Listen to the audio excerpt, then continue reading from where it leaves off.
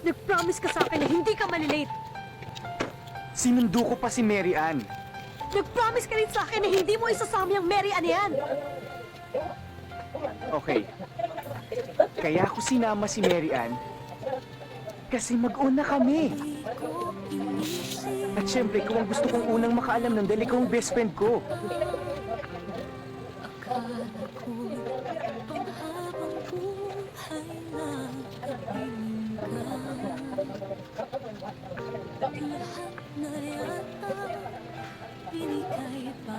Get out of my way. Hindi ka ba masaya para sa akin? Get out of my way. Bujoy, di ba ito ang gusto mo? I said get out of my way! Ano bang nangyayari sa'yo? Wala kang pakialam! Hindi na kita maintindihan Kailan mo eh. ba ako inintindi? Diretso mo ako. Dahil hindi ko kayang basahin kung anong nandyan sa utak mo.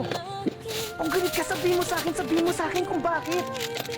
Kung nasaktan kita, sampalin mo ako. Sige, gantihan mo ako.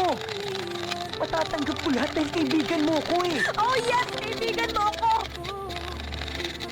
Kaibigan mo lang ako!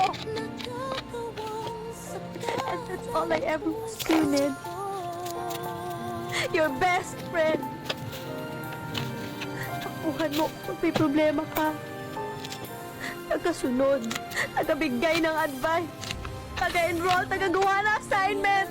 Pinapagkatawa sa'yo kapag nalulit ka. Nagkatanggap ng kahit na ano. And I'm so stupid to make the biggest mistake of falling in love with my best friend. Dahil kahit kailan, hindi mo naman ako makikita eh. Kahit kailan hindi mo ako kayang mahalin dahil ipasay sa kaibigan. Bujoy. Bujoy.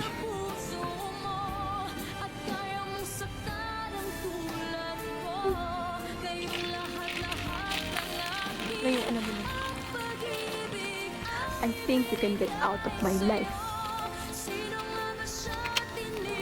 Bujoy, mahal kita. Mahal kita, Bujoy. Mahal na mahal kita, kaya siguro dubag ako. Kung magkarelasyon tayo, paano kung masaktan kita?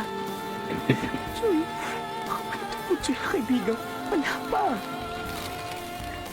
Bujoy, hindi ko kaya mawala ka sa buhay ko.